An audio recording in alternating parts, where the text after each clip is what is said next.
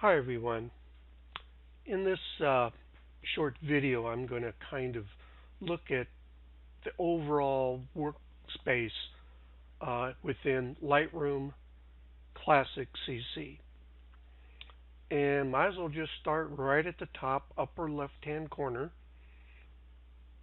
It tells me the name of the particular catalog I have open in the library module.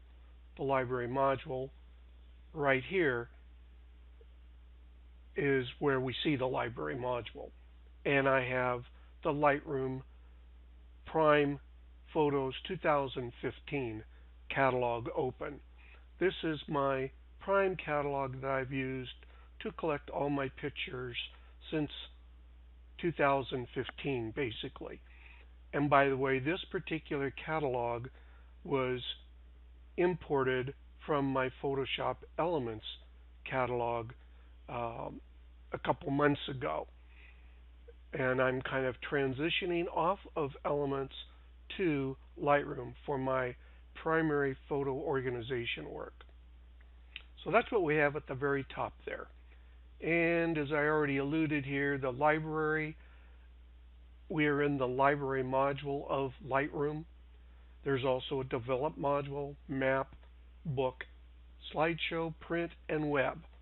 Eventually I'll get to all of those, but I really kind of want to concentrate just on the library today. Not so much how to use it, but kind of what the workspace looks like. By the way, you may see this particular message here in the upper left-hand corner. It says I am syncing 4 photos.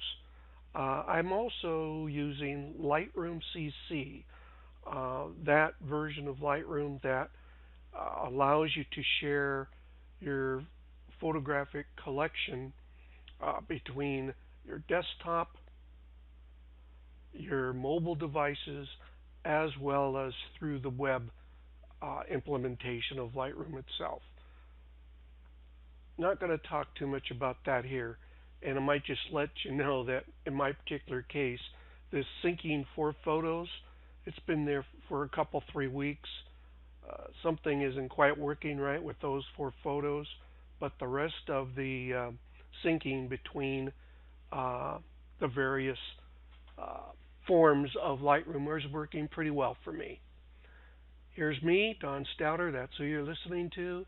If I click on the down arrow, or actually click on my name, and this is why I only use Lightroom CC, not the Classic, but CC in a limited way.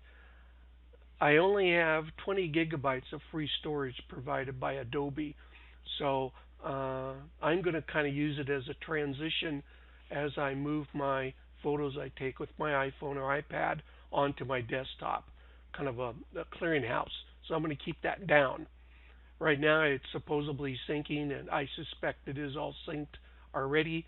And the vertical lines, if I wanted to pause the syncing, I could do that.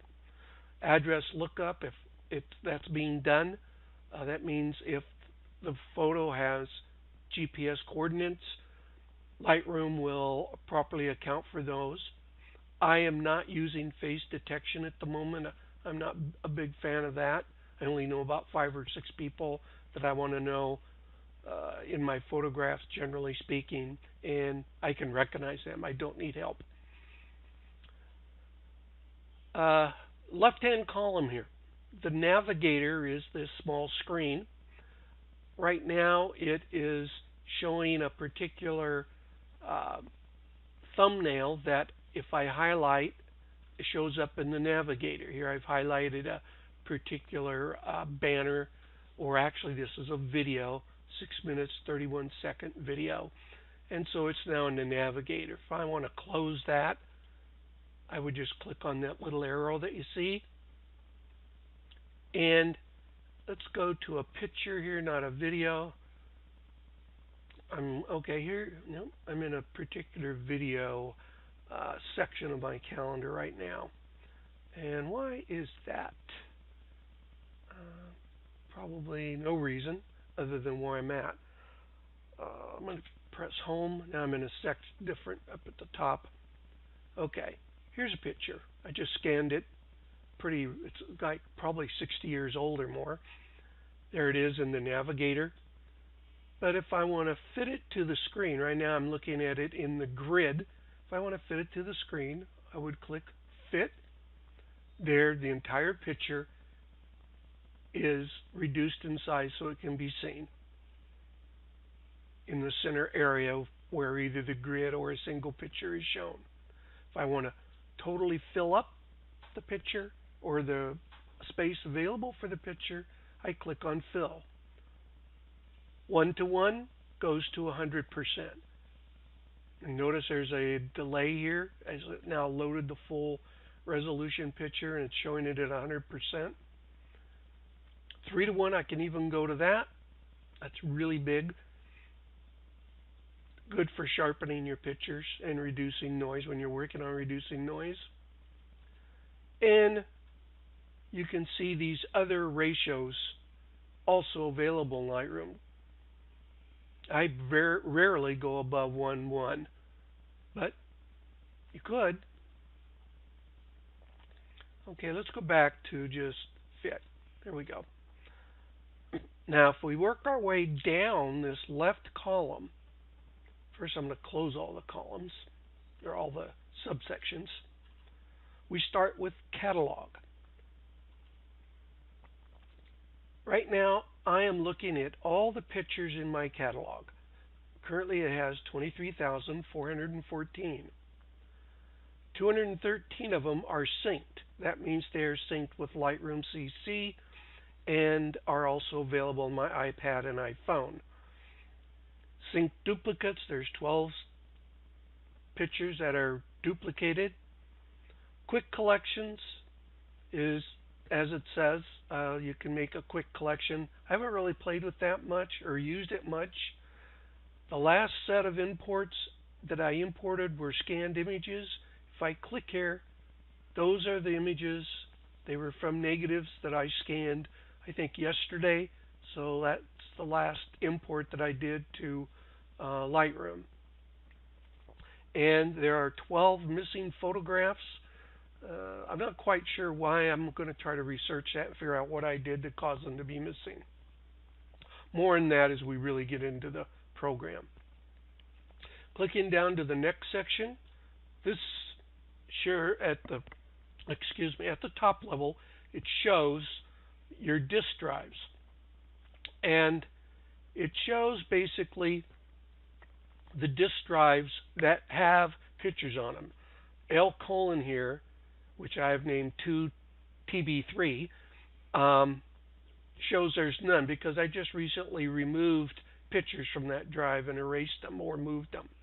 The bulk of my pictures are stored on a Drobo, and these are all the folders on the Drobo that I have pictures in. And for me, the bulk of my pictures are in, let's see if I can find it here, are in the originals, not original scans, but originals. There we go, originals. This is where the bulk of my pictures are because as I upload them from my camera, I put them into folders by year, month taken, and the date, or the date of the month that they're taken on. That's kind of bad, but what I'm saying is 2 pictures in my catalog were taken on 2/20/2015. Those are these 2 pictures here. So I'm going to close this down. Now, like I say, I have the bulk of my pictures on a single drive, my Drobo. So I'll click that to collapse that. And these are some other locations. These are locations that are not on my computer, but on my imported pictures from iPad Pro. There they are. And Don's iPhone Plus. 15 pictures from there. And videos. When I say pictures, they could be photos or videos in my case. And Margaret's iPad, that was the name of my wife's iPad. And I have 14 pictures that came from there. They don't look like they would come from a wife, but right now I am using that particular iPad as the display for my Maverick drone. And so since I use it for the display, the video and pictures that I capture while I'm flying go there, at least temporarily.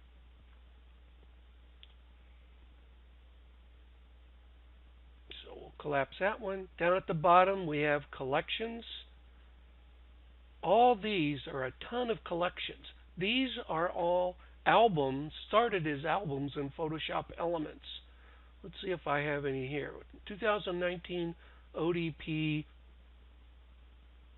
Final, etc. Share your collections. See, first time I've used this recently, so it's given me some hints. But those are the pictures that I put into an album for some reason in Photoshop Elements when I imported the Elements catalog into Lightroom. The albums came along with it, along with these pictures as well. So that's the album section, how it's used, and again I'll cover that a lot more extensively later. Let's see here. Oh, here we go. And publishing services, I haven't used that yet. As you can tell, I haven't set them up. I will eventually. And then down at the very bottom are import and export buttons. And we'll get into that later. But that's pretty much the left-hand column and the very top of Lightroom while we're in the library. Down at the bottom here, this is what's called the film strip. And we'll go into this a little more thoroughly as we do maybe a part 2 of this short workspace overview of Lightroom. I think I'll stop this particular video now and we'll pick it up in another one shortly. So until next time, we'll see you again.